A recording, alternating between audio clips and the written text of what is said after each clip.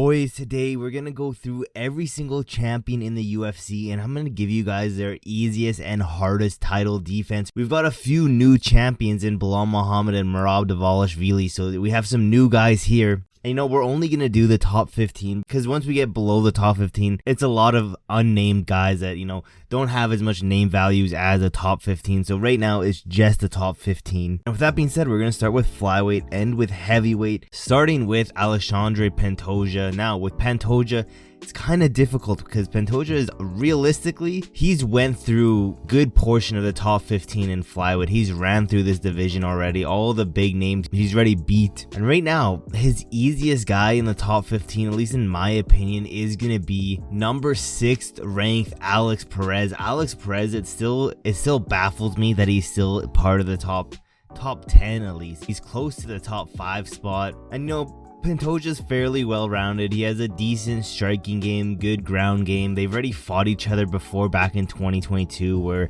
Alexandre Pantoja did get the first round submission, and to be honest, I think the exact same thing happens here. I think Pantoja submits him within the first 2 minutes. And yeah, let's go into the hardest one now. The hardest one, I have two guys here because to be honest, I think these two guys are going to be the hardest test for Pantoja in the top 15 right now. And that's going to be, of course, Amir Albazi and Kai Kara-France. Now, mainly I have Kai Kara-France here only because of the first round. We're talking about first round Kai Kara-France. After that, he kind of slows down. But first round Kai Kara-France could definitely catch someone like a Pantoja who, doesn't have the greatest striking defense. He does get hit quite a bit. So I could realistically see Kai Kara-France knocking out Pantoja in the first round, but it's first round or bust for Kai Kara-France. I believe this is also a fresh matchup for these guys. I don't think they fought each other already. And then with Amir Albazi, Albazi's probably all around the most well-rounded guy in the flyweight division outside of Pantoja, who I think is going to cause some trouble for Pantoja. Do I think Pantoja still gets past Amir Albazi? Probably, honestly. And yeah, those are the two guys that I have the most dangerous, the hardest fight for Pantoja. Let's go down to the Bantamweight division, Merab Dvalishvili. Now, right now for Merab, I have 3 guys for his easiest fights, mainly because these guys, to be honest, these guys are pretty ass in Bantamweight. We'll start off with the lowest ranked guy, number 14th ranked Dominic Cruz. I have Dominic Cruz here, mainly because he's too old now. He's way too old. I don't understand why he's still in the top 15. The last time he fought was over 2 years ago, and the last time he won was over 3 years ago. So don't really understand why he's in the top 15. The only thing that could possibly, prove to be some trouble for Merab is his weird style, his weird footwork. Other than that, yes, he does have a really good percentage on his takedown defense, 84%. But to be honest, everyone that Merab does fight has really good takedown defense up until Merab just constantly just shoots for the nuts over and over and over again. So I think it'd be no difference. Plus, like I said, Dominic right now, he's way too old to be in this bantamweight division, have any success in that high level, especially championship wise. Let's go down to the next guy I have here. He's number 9th ranked, Rob Font. Rob Font, to be honest, I don't think Rob Font's all that great. He's coming off a 2-fight losing streak to Figueiredo and Sanhagen, and before that, his record wasn't looking too good until he got that huge upset win, that KO in the first round over Yanez. But other than that, I think he's overhyped right now. I don't think he's all that great, to be honest. And when you're in this bantamweight division, everyone above him is a killer and most likely would be able to beat him, other than the next guy I have on here, number 7th ranked Chito Vera. Chito Vera is just very one-dimensional, and honestly, Chito's also not that great either. The only thing Chito has is power. If he doesn't connect with Merab, I think it's going to be worse than the performance we've seen with Sean O'Malley, because Sean O'Malley, in my opinion, has better takedown defense and scrambles than Chito Vera. And yeah, if Sean can't find the chin of Merab, I don't think Chito will be able to either. And if someone like a Rob Font can continuously take down Chito, then 100% Merab is going to be able to as well. Now let's move into the hardest challenge here for Merab. obviously it's going to be Umar Nurmagomedov. Honestly, a very similar fighting style with Merab, other than I think Umar does have better hands than Merab, but I also think Merab has a better gas tank than Umar. Honestly, this is a very 50-50 type of matchup in my opinion, at least. And yeah, let's move into the featherweight division now. We have Ilia Topuria. I also have two guys here that are going to be, in my opinion, the easiest fights for him. Let's start with the lowest guy here, ranked number 11, Giga Chikhadzian. Giga, I think his time has passed up on him. I think honestly, ever since that Calvin Kattar fight, that fight took years off this boy's fighting career. He hasn't looked the same. Even though he's 1-1 in his last two fights, I don't think he looks the same. In the Caceres fight, he definitely didn't look the same. He still won that fight, but he should have dominated that fight against Caceres. Then in the Arnold Allen fight, granted he did look a lot better, but definitely nowhere near the Giga in like 2021, 2020 at least. I think Giga is falling off hard. I don't see him ever being top 10 anymore. I think we're only a few more fights away from him being out of the top 15 because we have a bunch of killers in featherweight moving up. Also here, I have number 10th ranked Calvin Kattar.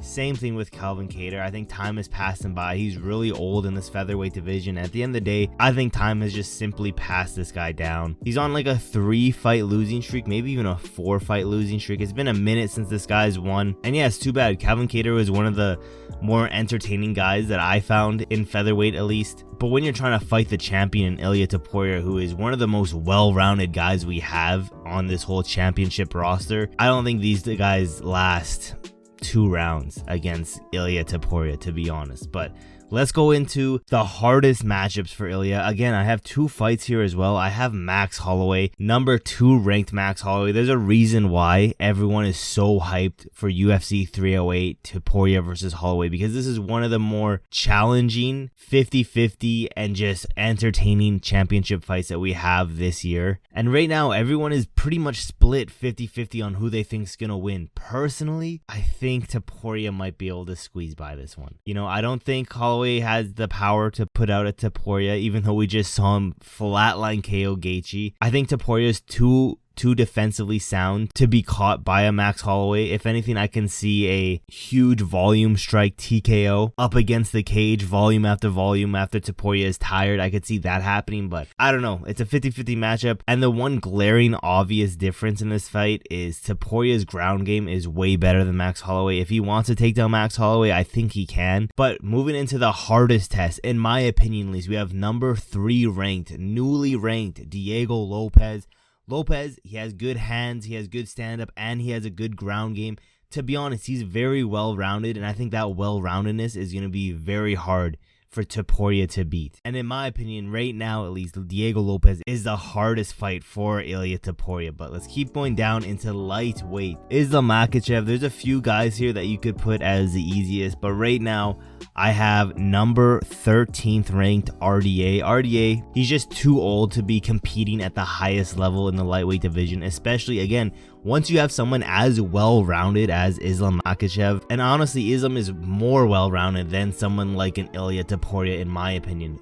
Islam Makhachev is by far the most well-rounded fighter we have on this entire list. He can outstrike you, he can knock you out, he can submit you, he can take you to the ground and hold you there, he can submit you, he can do whatever he wants to do. I think Islam Makhachev right now, again, the most well-rounded guy we have on this list. With that being said, there's a bunch of guys here that should be easy work, but other than RDA, I have another guy here that I think is going to be just as easy work, and that's going to be Beneil Dariush. Now, Dariush, a lot of people are saying, including myself, you know, I fell into the Dariush hype train where I thought this was going to be Islam's hardest fight. He's too old right now. He kind of got exposed in his last few fights, and I think Makhachev runs through both of these guys in under a round. Let's go to his hardest fight. His hardest fight is going to be a rematch against Arman, and mainly because Arman is probably the most well-rounded guy on this entire list that I think would give Islam the most troubles. People say someone like a Charles Oliveira, but we already saw that fight, and I'm pretty sure it ended in the first round, so I think Arman is a little bit harder of a fight for him. And yeah, let's go into a welterweight division. Another newly crowned champion, Belal Muhammad. Belal Muhammad is one of the guys that I have here that only have one easy and one hard. There's not multiple for him, even though there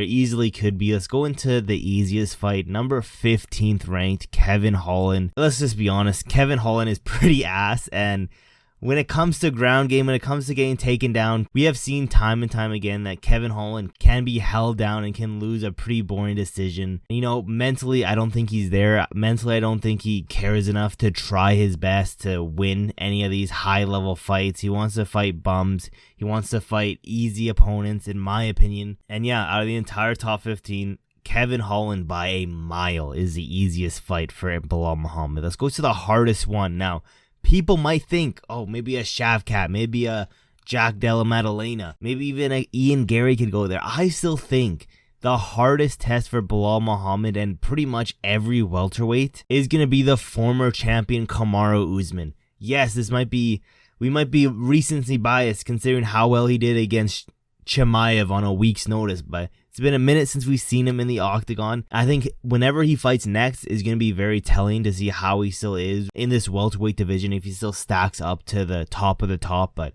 to be honest, in my opinion, I still think Kamaru Usman, one of the best welterweights we have in this roster, and could easily beat any of these guys to become champion. And yeah, let's move down to middleweight. We got DDP here.